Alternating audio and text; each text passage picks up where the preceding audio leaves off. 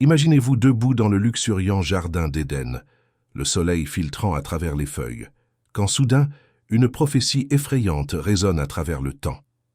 Et si je vous disais que la toute première allusion à la bataille finale, entre le bien et le mal a été prononcée là même, parmi les premiers humains. Dans Genèse 3,15, une promesse divine prédit que la postérité d'une femme écraserait la tête du serpent, un prélude effrayant à la lutte cosmique à laquelle nous sommes encore confrontés aujourd'hui. Quel est le rapport entre cette ancienne prophétie et nos vies actuelles? Cela signifie que même dans nos moments les plus sombres, l'espoir est vivant et la victoire est promise. Ainsi, pendant que nous explorons cette puissante révélation, rappelez-vous, Jésus est avec vous, vous bénissant à chaque étape du chemin. N'oubliez pas de vous abonner et de nous dire dans les commentaires d'où vous venez ou comment. Jésus a fait des miracles dans votre vie, qu'il vous bénisse abondamment. Au cœur de l'histoire primordiale de la création trouvée dans la Genèse, nous rencontrons une profonde énigme qui se répercute dans les couloirs de l'histoire. Nichée dans le drame qui se déroule de la chute, se trouve Genèse 3,15, une écriture qui est à la fois une malédiction et une promesse, une déclaration qui prépare le terrain pour un conflit cosmique séculaire. « Et je mettrai inimitié entre toi et la femme, et entre ta postérité et sa postérité. Il t'écrasera la tête, et tu lui briseras le talon. » Avec ces mots, Dieu prononce la première prophétie, esquissant un conflit qui s'étendrait sur le temps et le cosmos, touchant tous les recoins de la réalité spirituelle.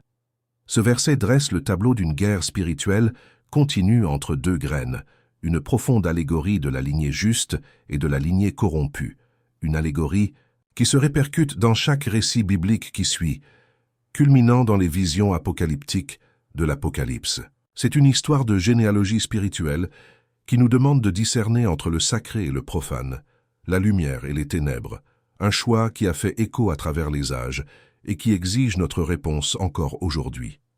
Considérons un instant le poids symbolique porté par les concepts de femme et de postérité. Dans la typologie biblique, ce sont plus que des figures de style. Elles représentent une saga en cours de dessein divin. La femme ne représente pas seulement Ève, la mère de tous les vivants, mais potentiellement Israël lui-même et, en fin de compte, Marie qui engendrerait le Messie. Sa postérité symbolise la lignée de la foi et de la justice, culminant en Jésus-Christ, qui, bien que meurtri à la croix, accomplit l'écrasement ultime de la tête du mal, un coup qui porte les promesses de rédemption et de victoire. Le serpent, identifié à Satan, incarne non seulement une créature physique, mais un adversaire spirituel dont la progéniture s'opposerait au plan divin à chaque occasion.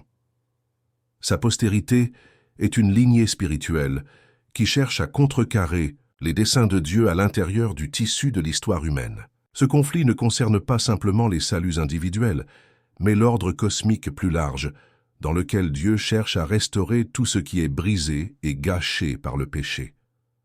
La notion de guerre des semences est donc un élément fondamental dans la compréhension des écritures prophétiques. Il encadre les lignes de bataille, traversant des histoires et des généalogies.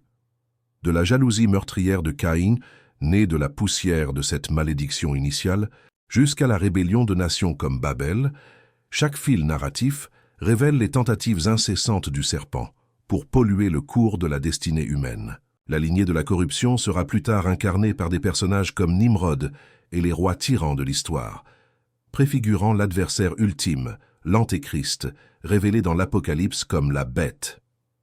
Cette lutte cosmique est subtilement détaillée dans la mesure où les descendants d'Abraham porteraient des promesses de bénédiction au milieu d'innombrables menaces.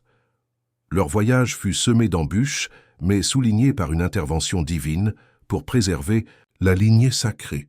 Le choix de Dieu d'Israël comme vaisseau de ses plans était un affront à l'adversaire, alimentant une guerre spirituelle qui s'est déroulée dans des événements du monde réel. Esclavage, exil et trahison. L'épopée de David et Goliath peut également être lue à travers le prisme du conflit semencier. David, le jeune berger improbable, oint pour la royauté, se présente comme un type du Christ, battant Goliath, le géant symbolique de l'opposition démoniaque. Les champs de bataille de cette généalogie spirituelle ne ressemblent souvent pas à ce à quoi nous nous attendions, apparaissant plus fréquemment dans de modestes écuries que dans de puissants palais. Jésus lui-même, en marchant parmi les hommes, a fait référence à ce champ de bataille caché.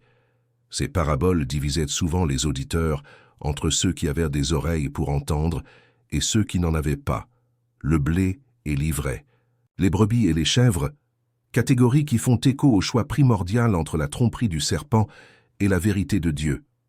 Sa vie et son ministère peuvent être considérés comme l'affrontement ultime dans cette guerre, redéfinissant le pouvoir et l'autorité, guérissant les malades, pardonnant les péchés et réorganisant l'ordre des réalités spirituelles. Alors que nous décollons les couches de ce verset profond de la Genèse, nous voyons son influence s'étendre jusqu'aux visions prophétiques.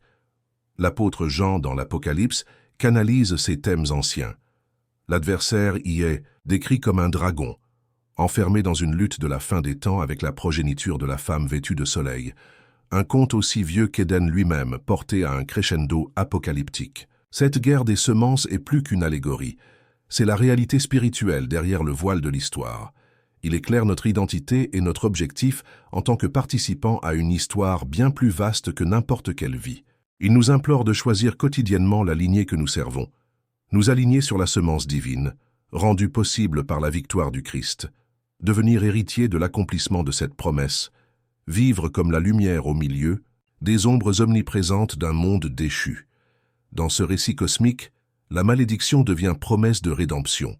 Une graine n'est pas seulement un début, c'est un déploiement perpétuel, un catalyseur du plan rédempteur de Dieu, imparable et inflexible, qui traverse le temps pour offrir de l'espoir à chaque cœur. Et ainsi, la mystérieuse déclaration de Dieu en Éden devient le manifeste de la prophétie, un phare éclairant le chemin à travers les ténèbres des âges jusqu'à la gloire flamboyante de la restauration ultime. Au lendemain de la prophétie, de Genèse 3,15, l'histoire se déroule avec le destin de Caïn et d'Abel, un moment historique annonçant le conflit des âges. En tant que premiers fils d'Adam et Ève, Caïn et Abel deviennent plus que de simples frères et sœurs. Ils incarnent les graines opposées nées d'un acte singulier de défi en Éden. Ce récit est loin d'être une rivalité fraternelle, banale. C'est le premier aperçu intime de la bataille spirituelle qui coule dans les veines de l'humanité. Caïn, chargé de cultiver la terre, représente bien plus que le sol pauvre qu'il travaille. Son offrande, dénuée d'humilité et de sincérité, révèle un cœur détaché. Le récit de sa vie devient un récit édifiant, faisant écho à l'attrait du serpent. Abel, le berger, présente son offrande avec un cœur ouvert, incarnant la fidélité et la justice, les caractéristiques mêmes de la graine destinée à meurtrir la tête du serpent. Le rejet divin attise un sentiment de ressentiment chez Caïn, préfigurant l'inclination de l'humanité à la jalousie, à la violence et à la rébellion. Son acte mortel contre son frère signifie non seulement un meurtre, mais aussi la première manifestation tangible de la lignée maudite, la graine du serpent qui prend racine. Banni de l'errance, l'existence de Caïn est marquée d'un sceau divin, non pas comme un geste de grâce, mais comme une dure déclaration de jugement. À travers la lignée de Caïn, un fil de corruption spirituelle se tisse, créant une généalogie qui résonne à travers le temps. Cette lignée engendre des bâtisseurs de villes et des artisans, des hommes comme Lamech qui, dans Genèse 4, 23-24, se vantent de sauter la vie en toute impunité, un précurseur de sociétés prospères, grâce au détachement moral et à la violence. À mesure que l'humanité s'étend, l'influence entachée de péché des descendants de Caïn s'étend également. Il jette les bases de ce qui deviendra Babylone sous Nimrod, figure à la fois historique et symbolique, éloignant les cœurs de Dieu. Nimrod, dans Genèse 10, est décrit comme un puissant chasseur devant l'Éternel, non pas de gibier, mais peut-être d'hommes, ce qui signifie domination et rébellion. Son royaume symbolise le sommet du défi, un héritage décisif de l'héritage de Caïn. La propagation incessante de cette lignée malveillante devient évidente à mesure qu'elle s'étend dans le temps, pour se manifester dans les représentations bestiales de l'Apocalypse. Apocalypse 13 dévoile le point culminant de cette lignée maudite. La bête, une entité incarnant la ruse et la méchanceté du serpent, se présentant comme l'antithèse de la création de Dieu.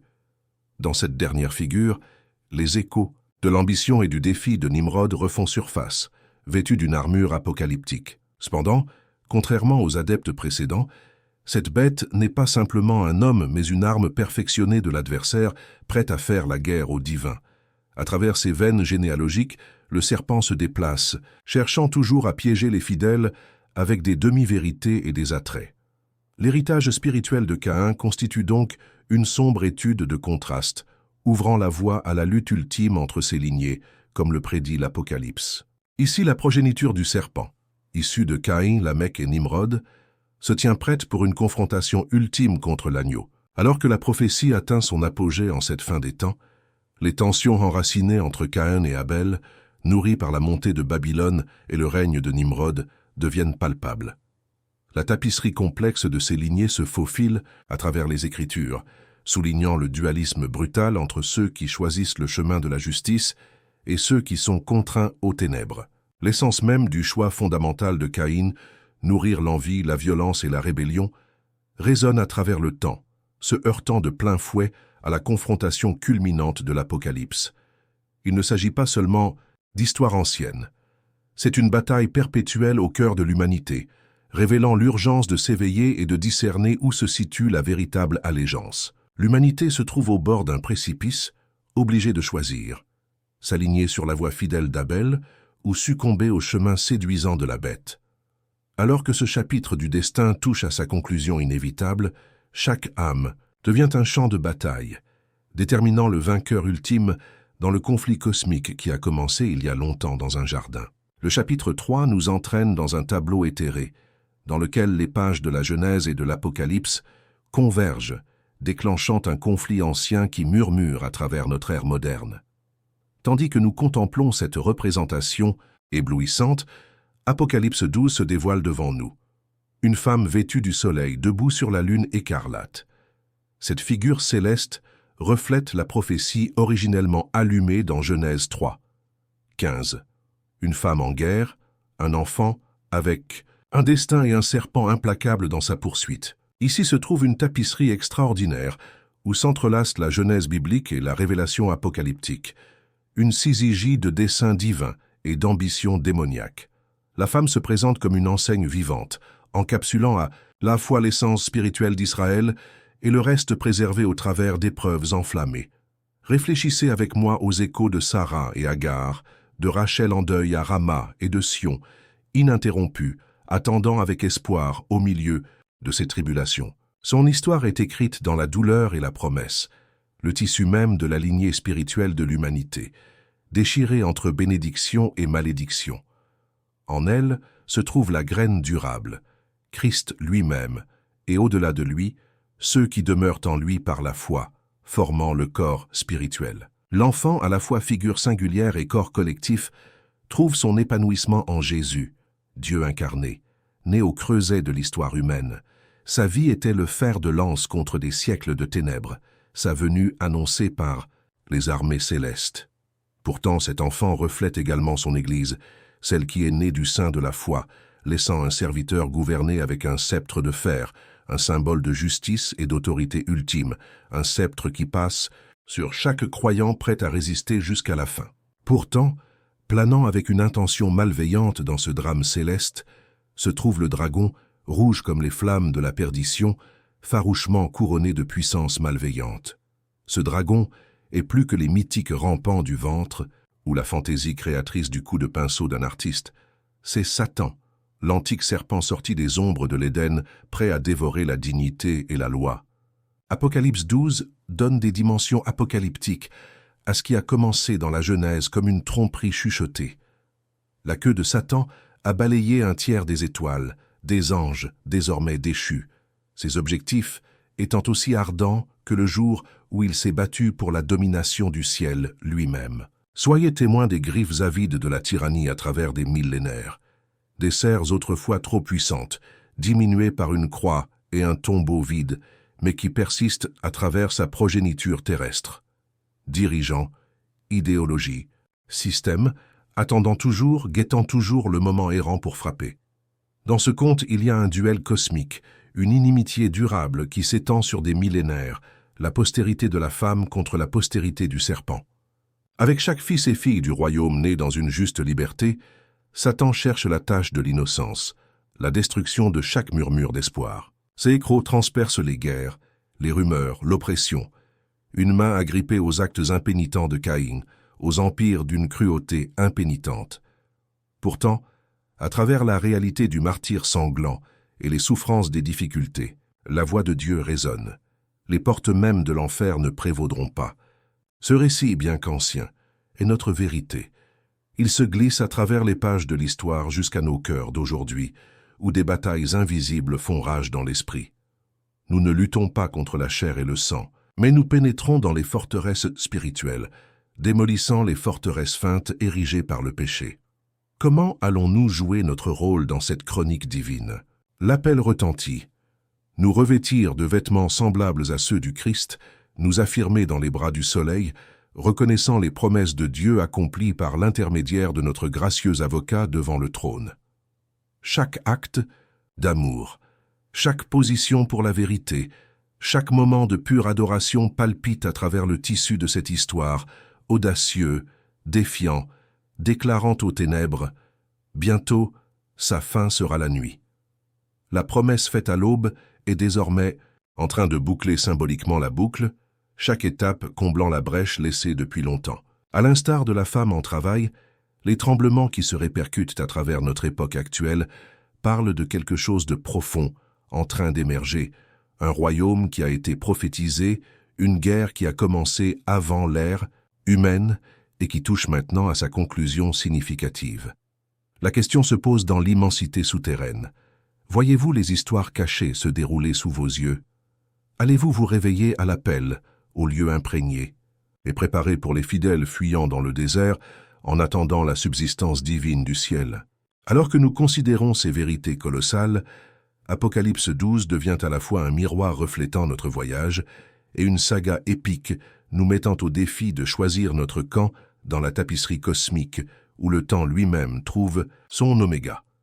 Les yeux rivés sur l'horizon et les cœurs sensibles à cette histoire intemporelle, nous attendons avec espoir que le point culminant dramatique de la bataille se déroule au-delà des étoiles. La collision cosmique entre la naissance et la mort, entre la lumière et l'ombre, résonnant de plus en plus près de la victoire ultime promise dans un jardin il y a des siècles. Notre lignée, notre vie, notre foi, quelle part choisirons-nous dans ce grand récit inscrit à travers la voûte céleste et le cœur de l'humanité? L'arc narratif du grand récit biblique atteint son apogée dans les chapitres d'Apocalypse 19 et 20, où la tapisserie des prophéties se déploie pour révéler une confrontation céleste aux proportions stupéfiantes. Tout au long des Écritures, Satan est décrit comme une force implacable, un serpent enroulé dans l'ombre, infligeant des blessures de tromperie à l'humanité, meurtrissant le talon, comme le décrit la Genèse. Pourtant, dans ces passages culminants, nous assistons à la réalisation ultime de la promesse de Dieu d'écraser la tête du serpent, mettant ainsi fin à la sombre domination de la tromperie. Dans le tableau cosmique d'Apocalypse 19, une figure divine émerge, dont la présence même résonne de puissance et de but. Ce cavalier sur un cheval blanc n'est autre que le Christ, couronné de nombreuses couronnes, aux yeux comme des flammes de feu, juste dans ses jugements. L'imagerie est vive et profonde. Une épée tranchante sortant de sa bouche, symbolisant le pouvoir de sa parole pour vaincre les mensonges et établir la vérité. Ce guerrier céleste dirige les armées célestes et leur approche annonce la défaite imminente du serpent. Considérez la scène, un champ de bataille où les forces du ciel affrontent les armées de la terre, égarées par la bête et le faux prophète. Ces personnages, symboliques des pouvoirs corrompus influencés par les murmures du serpent, défient mais sont condamnés. La bataille qui s'ensuit est rapide, décisive, et marque le démasquage du mal, révélant la fragilité de ceux qui s'opposaient au divin. Le langage utilisé ici est à la fois symbolique et littéral, faisant écho au combat spirituel qui a marqué l'histoire de l'humanité. Ce spectacle de victoire spirituelle se dévoile davantage dans Apocalypse 20, où Satan, l'ancien serpent, se retrouve lié et jeté dans l'abîme. Cet acte d'intervention divine signifie plus que la simple maîtrise de la malveillance. C'est l'inauguration d'une ère où la promesse de Genèse 3, 15 trouve son accomplissement. La capacité du serpent à tromper, à encourager la rébellion contre la vérité divine, est effectivement annulée. Cet emprisonnement symbolique souligne les limites du pouvoir de Satan face à la souveraineté divine. Pourtant, le récit n'est pas simplement un récit de triomphe spirituel, mais aussi un rappel de la pertinence actuelle de cette prophétie. La période connue sous le nom de millénium, 1000 ans de paix et de justice, est conceptualisée comme le règne du Christ et de ses saints, servant d'avant-goût de la restauration ultime de la création. Ici, l'implication est profonde. Elle invite les croyants à reconnaître la victoire prédéterminée et à vivre avec la conscience du point culminant imminent de ce drame divin. Cependant, la défaite du serpent dans l'Apocalypse n'est pas seulement une lointaine prophétie ésotérique. Cela parle de notre époque actuelle, un appel à l'introspection et à la préparation. Sommes-nous dans les dernières pages de cette histoire prophétique? Les signes des temps, l'escalade du tumulte moral et la montée des idéologies qui divisent incitent à une réflexion. Pourrions-nous être sur le point d'assister à l'écrasement définitif de la tête du serpent? Au milieu de cette réflexion, il y a une invitation au discernement. Les tactiques serpentines de tromperie sont toujours évidentes dans le monde d'aujourd'hui, exhortant les croyants à se garder de la séduction du mensonge et à embrasser la clarté de la vérité divine. La manifestation moderne du mal au talon se manifeste dans les distorsions subtiles et insidieuses de la vérité, l'érosion des valeurs spirituelles et le doute omniprésent qui ternit la foi. Dans cette saga épique qui se déroule, nous nous trouvons en tant que participants actifs, appelés à nous aligner sur le Christ victorieux, à rester fermes dans l'amour et la vérité, en résistant aux stratagèmes du serpent.